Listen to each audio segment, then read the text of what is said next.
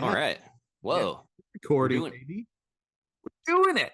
cool. Ladies and gentlemen, Joe kindly reminded me that I should tell you about a comedy show coming up in Phoenix, like tomorrow, maybe the next day. Ooh, And I'll be doing like 20 minutes of stand up. That damn. Joe, I haven't written yet. And no, I got some of it. I'm going to do my Matthew Perry bit, but that always kills. Anyway, if you guys would like to come see Grace Helbig's new one woman show called Let Me Get This Off My Chest, where she explores the story of her diagnosis with breast cancer and see me open, you could go ahead, say you're going to go to April 10th, 2025, 7:30 p.m. Folks, there's a link in the description. Joe, how are you? Okay, okay. Where are you doing the show? Is it where we did the show? Or is it a That's different a show? great question. Joe, event description is probably where I would get that information. You would be surprised at how little Jefferson Street Stand Up Live is what it's called. Great.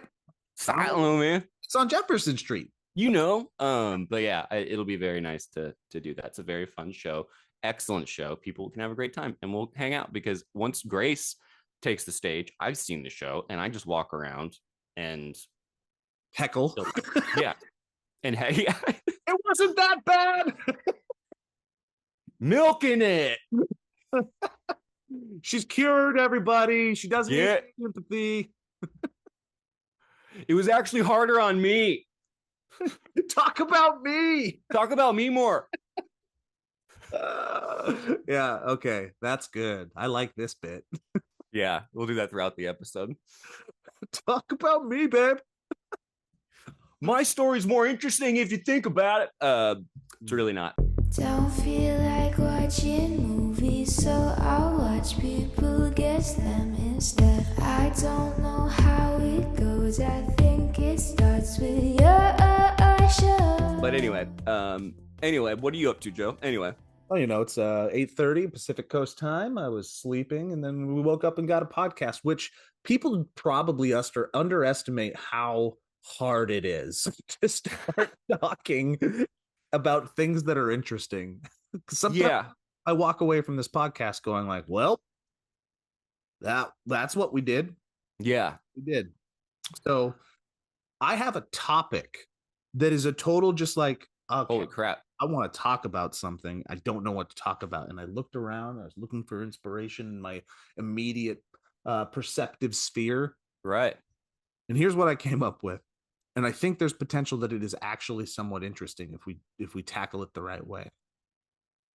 I'm looking at all the things that I have to do on a daily basis on top of being a father and a manager and all this other shit. And the dishes aren't done. And I hate that. And I usually have to end up doing them because I'm not like a super like administrative fascist when it comes to chores around here. I'm like, anyways, chores. What are the worst chores? What are the best chores? Which chores do you actually enjoy doing? And I was trying to think of some sort of tier list situation where you rate them on enjoyability, satisfaction, disgustingness, the muck and the mire that is part of it, the time taken to do so. How would you rank a lot of chores in your life is where I'm going to go. Really fun. Nice. And we'll start with the dishes. Okay. The dishes. I guess let's just do a scale from 1 to 10. 1 to 10, how much do you enjoy the dishes? And I think the dishes are a two-tiered system. I think there's dish 1, which is loading, and then there's dishes 2, unloading. But then there's a secret third category called hand wash because you can't. Mm-hmm. So dishes, Elliott, go. Loading the dishes. Dude, this is going to be a banger episode. It's already off to a great start. I'll be quite honest with you. I like doing the dishes. Tier 1 though. So we have a system where Grace will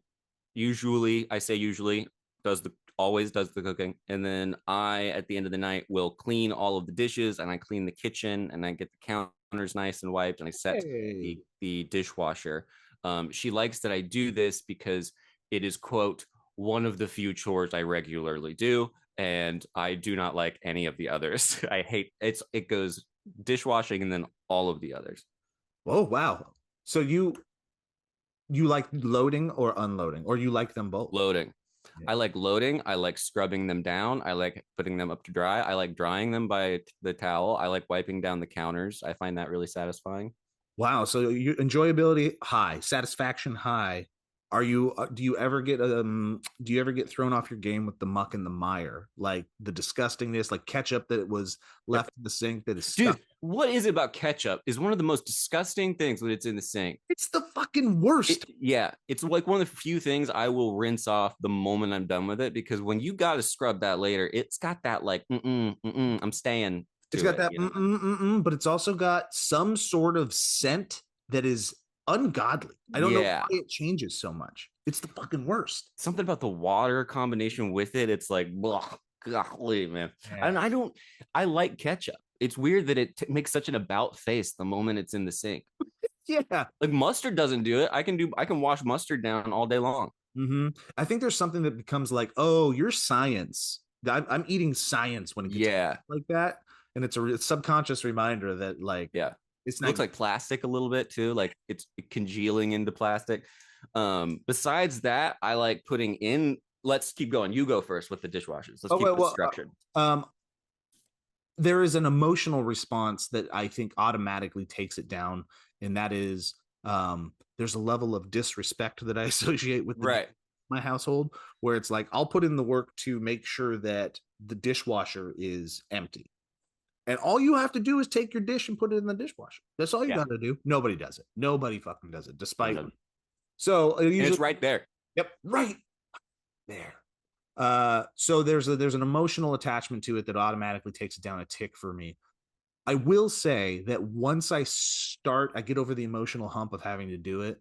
Loading the dishes can be somewhat of a therapeutic organizational moment. Yeah. Especially, but it's also that also gets robbed of its positivity too, because the times that people do put their dishes in, they don't organize. Like, what are you doing? There is a system. Pick up sticks, dude. Are you a haphazard dishwasher person, or do you? This is a hot button issue, Joe. Let's just talk about abortion, to be honest with you, because this is going to get controversial. Which is really comes down to the organization of the organs in the body. I'm midway. I'm definitely not OCD about it. I learned something about my brother over the summer last year when I went back to Florida for a bit. He is the most laid back person I've ever met in my life.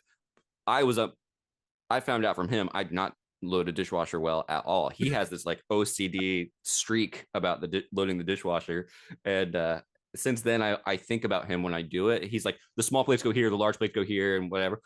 I do have a system, but I have thought about like searching a YouTube video to be like, what is the cool, like there's all sorts of stuff with appliances we don't even think about. That's like true. Basic things like this is where you should put it. Now, where I get frustrated is Grace will regularly put things in the dishwasher that are no-nos, and then she'll like wooden cutting boards that get warped and that kind of thing. But besides that, I'm pretty chill with it. I'm not haphazard, mostly because it makes emptying it harder. That's true. But also, I will go from hey, the dishwasher's full to I could probably fit in at least twice as much if just with a little bit of organizational manpower. And I'm not even talking like plates go here, cups go here sort of situation, because dude, I'm a fucking anarchist when it comes to that. Really? Okay. Watching things go where things go. Okay. But it's like cleaning the garage sort of thing. You're going to find a corner. I'm going to find a stacking situation that makes sense, and water is going to be able to get places even though it's on top of something. It's just like, use the space. Children, wife, use the space. Do you feel like you wash the dishes and then the dishwasher is washing them again, or that you are literally just rinsing? Because I feel like I'm scrubbing these things spotless and then putting them in the dishwasher, probably wasting a lot of water. You might be taking an extra step. Yeah, and maybe I probably always have. But then sometimes Grace will be like, dishes weren't very clean. If I get high and I do the dishes, it is not good. Well, that's not true, actually. It is either not good or it is meticulously clean. But usually at night when I'm like putting them in and I'm a little high, I'm like, it can't be that dirty if it was already on there when we were eating off of it. Babe, oven I cooked. I cooked the good china again. Yeah, I did it. baby, I put our socks in there. Yeah. Uh, yeah, So not a fan. despite the disgusting nature of doing dried ketchup, I do think I slightly put loading over unloading. Unloading is so easy and it's so quick, I hate it. but there's something about it that just feels more cumbersome. It's almost insulting. Yeah, like unload yourself. Yeah. Why am I here? You're a cabinet. You're still just a cabinet. Figure Like, it out. you have all the dishes you use in a cabinet, but you got to take them and you got to put them in a different cabinet. Yeah, something about it. And I don't like the organizational. Meh. It reminds me of being a kid too. That was one of the chores as a kid. I think you have an antipathy toward whatever you. All right, what's the next one? What do you think? Laundry. Yeah, yeah. Hate putting my clothes away. We're pile people. Yeah, us too. Yeah. How long does your pile sit there? Like you guys do the laundry. You finally like after 2 weeks, you're like, fuck it, I'm gonna do the hampers. You do it all at once. It's like 3 or 4 loads, and then you just dump it in the hamper or on the floor. And how long does it sit there? Long time. Like it kind of is what I use. I go when I'm about to take a shower, I go look at all the piles. And I go, and I find them out of the piles, and they just stay there until Grace is like, we should turn that room into a guest room. And I'm like, well, give me 3 days because I gotta put my clothes away. And it's like done laundry room. You want to mess with the done laundry room? That's where all my piles, my piles. I appreciate that you're normalizing something that is just a disgusting habit for our whole family. Yeah, it's just piles. Yeah, it's just on the floor. There's our pile of clothes, and then you got to double dare to find your fucking under. Yep. And I think too, when I'm like stacking, like I'll fold them, and then when you do this thing where you put it like the jeans and then the 1 pair of shorts and then the t-shirts and then the 19 pairs of MeUndies and then socks, and it's like when I get that little pyramid stack, I'm like, good enough. And I kind of like it, and I put it somewhere. And if I do that for Grace's clothes and I put it by her closet, she's like, thank you so much. So I don't think we need to improve. That's not an area that I'm ever going to give a crap about. I find it very zero satisfying when I sit down and I actually like tackle the pile for everybody again. What's crazy? 2 kids. Yeah, it's the worst. Yeah, no, I don't. When I'm done with it, I'm not like time well spent. Yeah, doesn't give you that. Great. No, not at all. Because it's also a reminder of like, oh, we have too much shit, and that gives me anxiety. You hate that. I know you do hate that. And then you start putting it away, and you're like, I'm just putting this shit away with more shit. Why is there more shit? How does there endless shit? Yeah, endless shit. I hate that for sure. Yeah, dude. Even like putting the laundry, like separating colors and whites, which I don't really care about. No, we don't do that. We throw them all in there. There's a lot of that. It's like generational. It's like balancing a checkbook. I mean, we've never done that. Have you ever done that? You've done that. I have never balanced a checkbook. Yeah. And I still write a check every month. Absolutely. Yeah. Don't understand what the point was. Yeah. Do you write more than 1 check a month? Is it just I rent one or two? I write 1 rent check and that's it now. No, nothing else. Well, I gotta write a check to the yard guy, Joe. Ah, the yard guy. Yeah, Efren is gonna want that check. Yeah. He's the nicest guy in the world. So do you panic when you're like, shit, I need more checks? I don't know how to get more checks. No, yeah, I found another book of checks the other day, and I was like, oh, I'm great for like another decade. It has an address from like when I was 22 or something. You double out of your clothes pile. Yeah. The laundry, so putting the laundry in, I don't like moving them to the dryer. I hate folding them. I don't like bending over and doing that. The worst. Grace has a routine in the morning where she'll vacuum because of Brock now. And so she's got like a system where she does that. I really like the Swiffer. Do you do the Swiffer? You like a lot of carpet, so you probably. No, it's hardwood. I have 1 carpet. Yeah, no, because I don't feel like it's doing anything. I do wonder that. Like you're just playing pushy. It's like you're doing you're curling with your dust. Yeah. Yep. All right. Yeah, put it over there. There is a satisfying spray when you press the spray. Yeah, that's nice. Nice. And I like the little wet lines. I'm like, it's wet now, so it's clean. Mm-hmm. not to completely dump on laundry, but one positive point before we move on from it.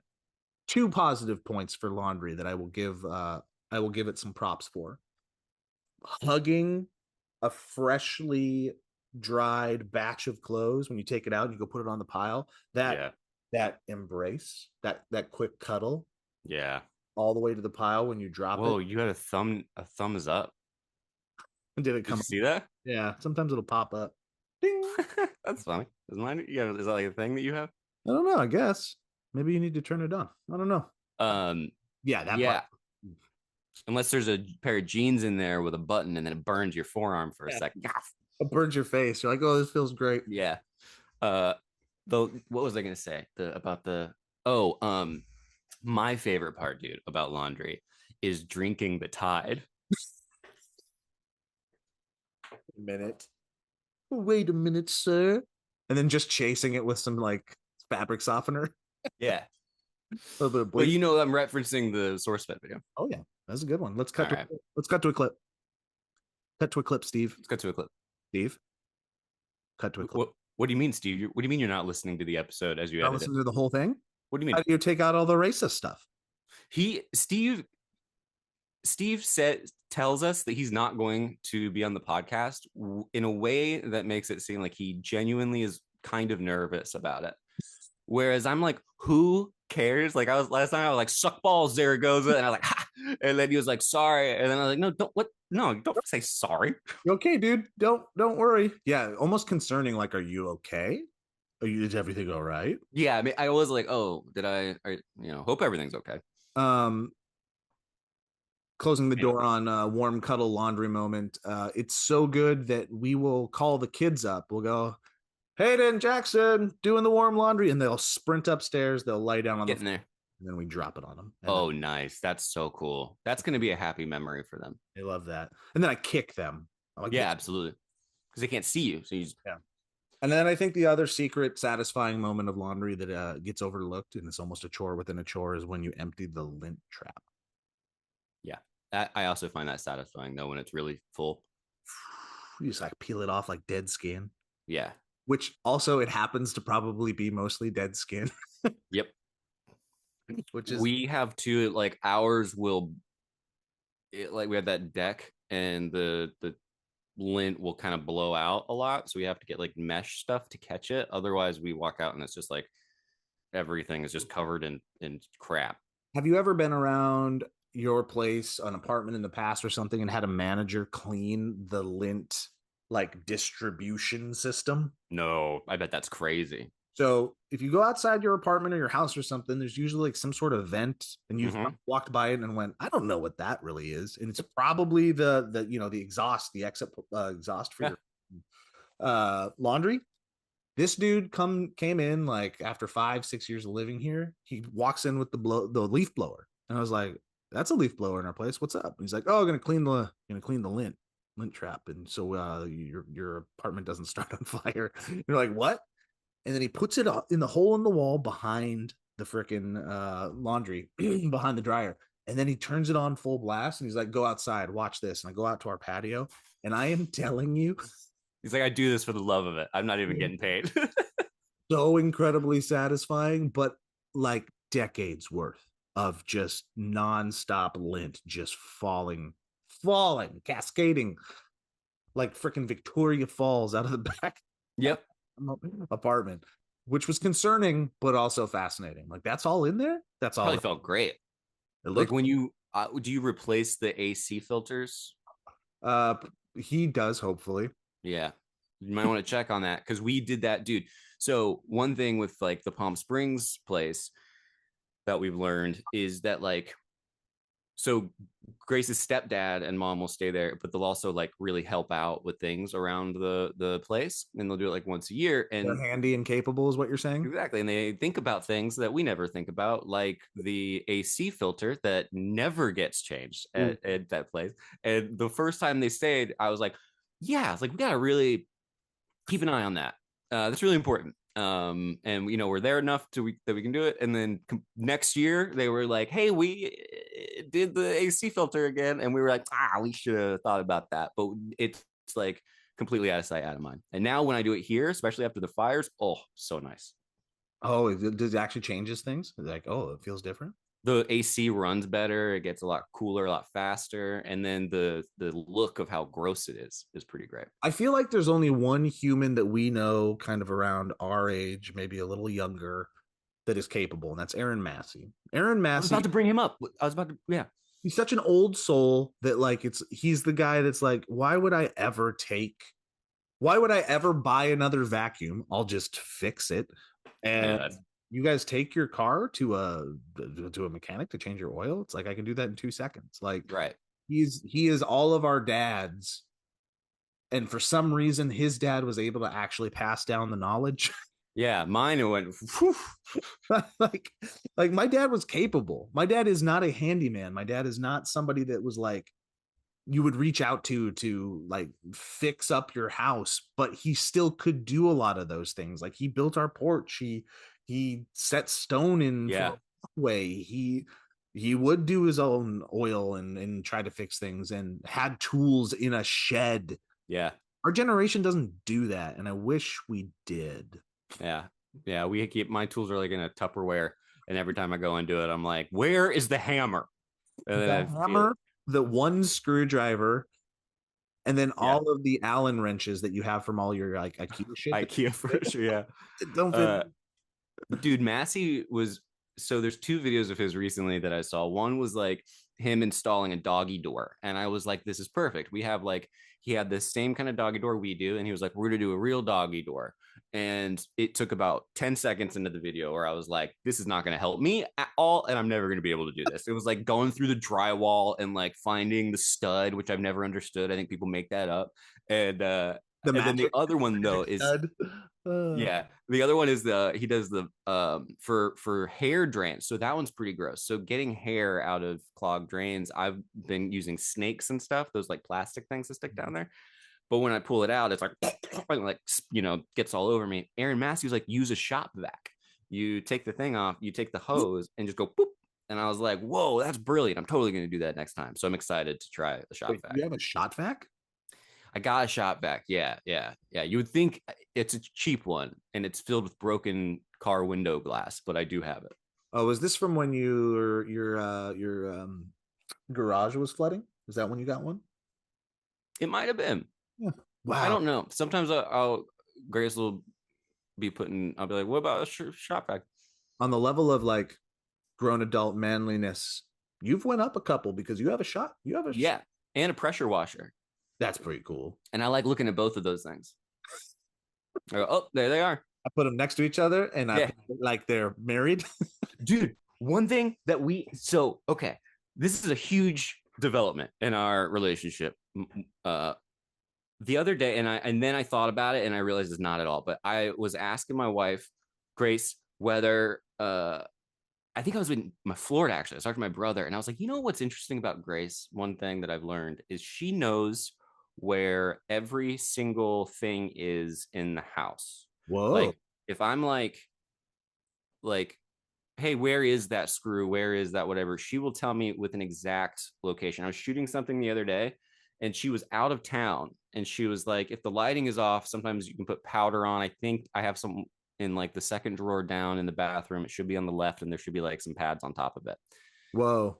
And she was like, if that's right, I'm incredible. And or something like that. And I was like, I'd send her a photo because it was exactly there. And then I'll test her. I'll be like, stuff I don't even know if we have. And I'll be like, what about a sewing kit? And she goes, I don't know if we have a sewing kit. But if we do, it is in the second drawer in my closet next to she knows it's like an encyclopedia. Wow. And then I Googled if it's normal to know where everything in your house is. And Google was like, yeah, it is. And I was like, well, okay, maybe I'm the abnormal one for not having any clue. But she's like, it's like that's like a robot. I'm in trouble. And as a result, I don't pay attention to where anything is. So I think that part of my brain just isn't developed anymore. It's atrophied. Yeah. You've leaned on her so much that she has now become that part of your brain. Like she's like the male anglerfish that is like attached to your head but it's sucked at. Yeah, I get it. I'm probably the male anglerfish for sure. Because that's the one that attaches, right? Well, I mean in general, but she's more attaching to suck off. Right. Yep.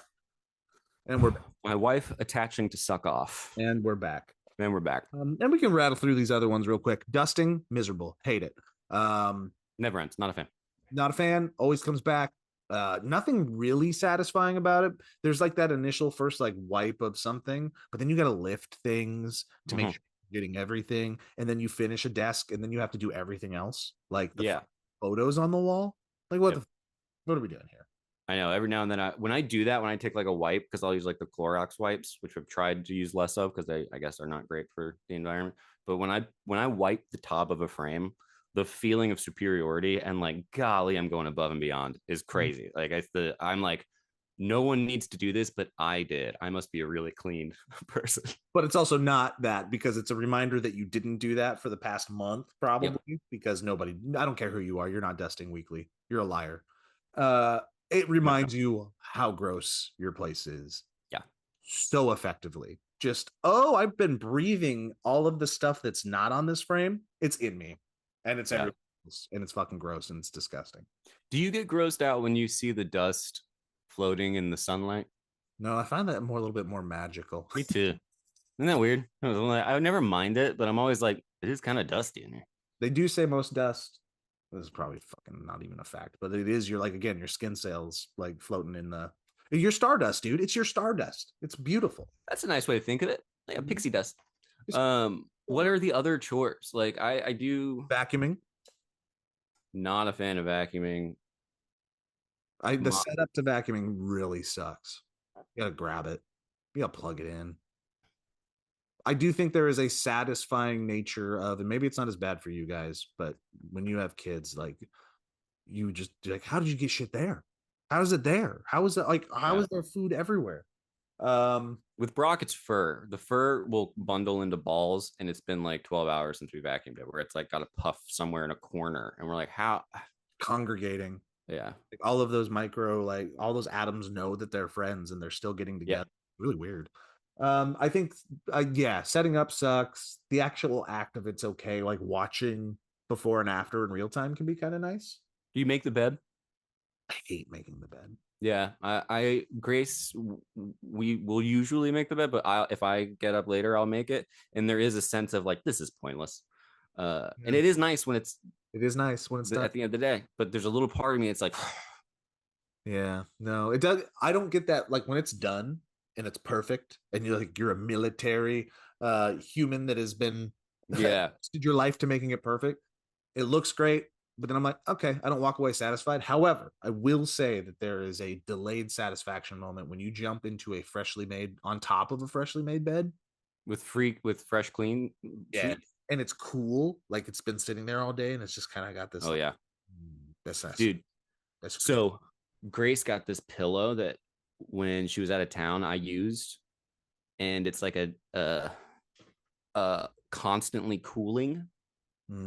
So like, and I thought maybe it was a gimmick, and it's not, dude. Like it is like chilly, and then you roll over and it's still chilly, and it's like incredible. She came back and I was like, all right. Got one of those Hogwarts pillows. I want one of those. It's really cool. Yeah. It's not, it's like a neck pillow too. So it like keeps your head all supported. Highly recommend a cool pillow. Sheets, folding sheets, hate it. Fitted sheets, never going to know how to fold them. No, it's impossible. You roll those up and you put them inside it like themselves. It's like until they disappear. You keep rolling and then they're gone. Yes, Russian nesting sheets. Rusting nesting Russian. Yeah. We are killing it. The final one that I wrote down is a little bit of a curveball, but mowing the lawn. Yeah. I got my guy. I've been a while. Been a bit. It might be over 20 years. Back at home, and I don't even know if I ever regularly mowed the lawn. I've thought about getting a little push mower because I thought it'd be fun, but I'm like, there's no way I'm gonna ever. You would never do it. It is surprisingly satisfying. What's that? I think it's surprisingly satisfying. Yeah. Oh, really? Yeah. I mean, it seems like of the dad chores, the most enjoyable. You get to make your little lines. Yeah. You get to like kind of OCD over that. And then I think the underrated moment of a mowing the lawn experience is when you go into your shower and you just watch the filth like nice fall off of your body. When was the last time you mowed a lawn? Been a little bit, but it was maybe 2 summers ago when I went home to help my dad. Oh, that's plenty recent. Yeah. Yeah, it was. You remember the experience. I I don't. had a lawn mowing job growing up, and it was dirty, and it was. But then you go take that shower, and you just watch all the Cool. hard work, like Yeah. off of your body, and then Clogs the drain. snot rocket, Oh, you snot rocket. not rocket. I didn't see that coming. So much earth falls out of your body. Are you mowing a jungle? Just kick, dude. It's just kicking up dust, man. Kicking up dirt, and That's then crazy. boom, Good for you. boom, and then you. Such a good moment. Just shower nasal stuff is good stuff. When you can walk out of there feeling better when we walked in nasally, it's a good thing. It takes a gross thing, but it feels less gross because you're in the shower. You can do everything in the shower. You can do almost everything in the shower. Yeah. If only you could just drop turd. If you Yeah. turd in the shower, It would be a dream. it would, wouldn't it? You could do everything else. We're doing this bathroom remodeling supposedly, and they had to check for asbestos. We came back negative. Oh, thank God, Jesus. Yeah, and because this house, it turns out, was built in like 1950, and Like everything in LA. yeah, and there's all these like decisions and design things, and the only thing I cared about was the toilet, and I got what I think I'm getting. I think I'm getting what I want. You get one of those Japanese toilets? Are you getting one of those? It's kind of like that. It's not the most fancy, but it's got like a heated seat and a bidet and like an automatic. It's electronically flushing. It flushes when you get up, and it closes the lid for you and opens it for you. Okay. You stand in front of it, opens, and then if you sit, actually don't know if it'll work that well, but it looks incredible, and it's tankless, Oh. and it's got a bidet that's heated, and that's what I'm most excited about. I might have a little controversial take on this, but I think I don't want to sit on a warm seat. I know. I was watching a video where someone compared it to, it was Drew Gooden. While Grace was out of town, I watched a bunch of his videos, but he made a comment about like a toilet that is warm, so it feels like someone else was just sitting on it. Yeah, no, I hate that. And I was like, oh, I think you just ruined a heated seat for me. Worst. Give me a little cold reminder that I have officially transitioned from one moment in life to the next, and this next Yeah. very specific moment. There's also a physical thing too, yeah, where like your body like goes like, oh yes, cold porcelain mean poop now. Okay, now I go poop now. I go now, bye-bye. Anyways, ladies and gentlemen, that has been a discussion about chores. A slice of life. I mean, it's relatable. Yeah, It's not filled with despair, which is nice. that was a good change of pace, which is nice. I mean, we'll get back to that after we stop recording for sure. Absolutely. Speaking of, have you been keeping up with the news, Joe? Oh, I had a game that we could play. Yeah, play a game. Try to without, as fast as you can, try to come up with a anagram of your own name. I'll start first. Tiole Gorman. Iaj? Quick. Iaj Eberede.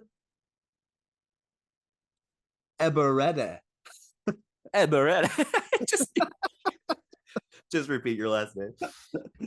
That came in my head when I was on the toilet earlier because I was reading a story about how Trump's like economic advisor wrote a book where he referenced this economist in like all of his books going back to 2001, but it turns out that the guy he used an anagram of his own name and the guy doesn't exist. And I was like, man, that's brilliant. I want to write a book where I just reference myself, an anagram of my name, not even hiding it that much. Man, the world is fun right now, but also not at all. It's zero fun right now. There's not much that I look forward to, unfortunately. Are you watching basketball? I did. I watched Florida. It's over by the time, this goes live. But both very good games. They're both very fun. I think that's what they needed to be. Yep. Did you watch both? I didn't see the Duke one. Duke game was really good. Went down to really. Yep, it was great. I was rooting for Duke, but for my bracket, I don't really care. Yeah, it's what a wonderful time of the year. March Madness is a one of a kind experience, an event that is getting also kind of unfortunately riddled and disfigured by our current capitalistic state, because money is now in the college game. So because of the NIL, kids can just like be at a school for 1 year and just be like, peace it, I'm out. And then other colleges now can go to the highest bidder when it's kind of sucks. Oh, really? What's NIL? It's the system in which college kids can get paid now, which is good. They should have been paid, but it's unregulated to the point where it's like the richest schools are going to be able to give the most money, et cetera, et cetera. Oh, okay. Yeah, that's unfortunate. I didn't know anything about that. So there's no such thing. Like if when you were in school and let's say like 2006 with what was it? Noah was on the team. You guys had the back-to-back championships. Mm-hmm. That team was a team for 4 years. Like they melded. They had time. The same kids. Now that just doesn't happen. Every team across Really?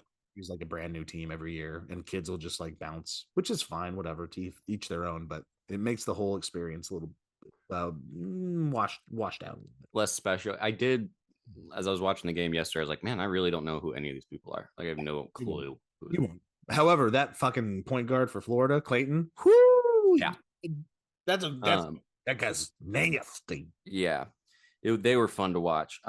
They did the same thing where they were like down by 10, and I was like, well, that's it. They've lost. There's no way they can come back from that. Like, I don't understand that sports have points that get continued throughout the game. I just get immediately like, stupid, should take off this Florida jacket. But anyway, don't you love how it still like gets you going though? Like, you don't care about Florida most of the year, but then that one day you're like, this matters. Yes, and the last few minutes, the highs are high and the lows are low, and then when it's done, it's like that could have never existed for all I know. That could have never happened. I could have imagined it.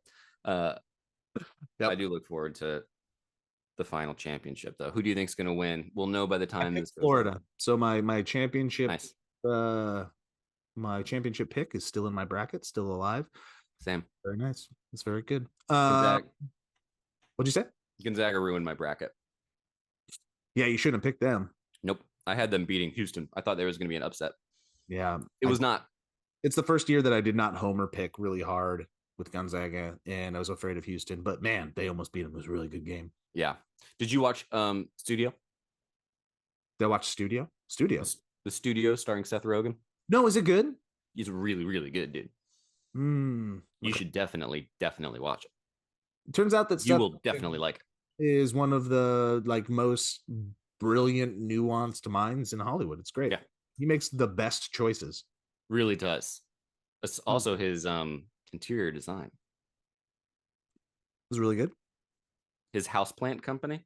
Oh yes, I have a couple of those things. That's that orange ashtray, that I have. That's like on a stand. Oh, that's Seth Rogen. That's his houseplant company. Common Side Effects. Caught up with that. I love that show so much. Dude, same. I think I have one episode left to go, but that's a really good one.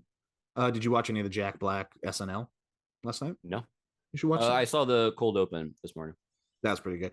It might be a little I don't know. I feel like there's probably two sides of the coin on opinion for Mike Myers as Elon Musk, but I love it. Do you? I do like it. Yeah. I guess I've only seen it twice, and the first time it was him being cast as it was so funny that I think it carried it a lot. And then this most recent one, I was I found it less funny, but I'd woken up. So Mike Myers, it reminds me of it is. His glitch thing is like it's not even. It's such a brilliant addition to something that isn't even a part of Elon Musk's actuality, but I love it so much. It's not, yeah, and I like that he just says glitch.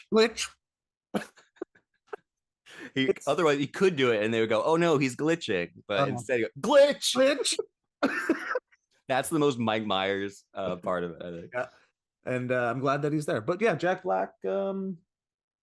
He's Jack Black, man. He's just really good at what he does. Pure charisma. I was watching. Speaking of Drew Gooden, he did a video that I watched on watching every SNL movie, like specifically SNL films, and ranking them according to which ones were good and which ones were bad.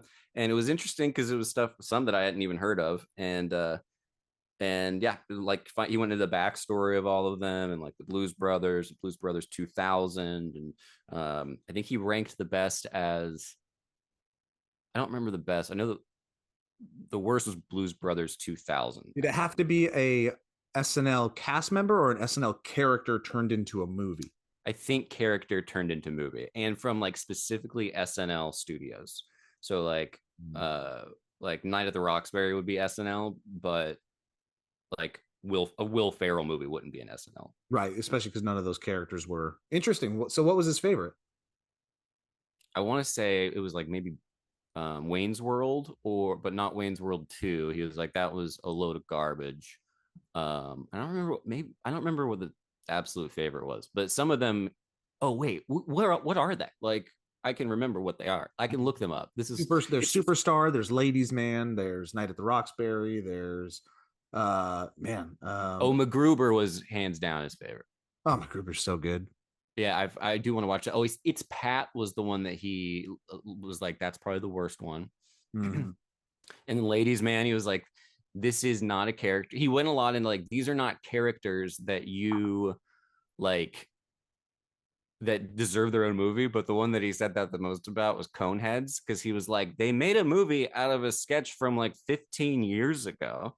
Mm-hmm. Like out of nowhere that no one was asking for. And he was like, no one acknowledges that they're cone heads. And he was like, they're unpleasant to look at.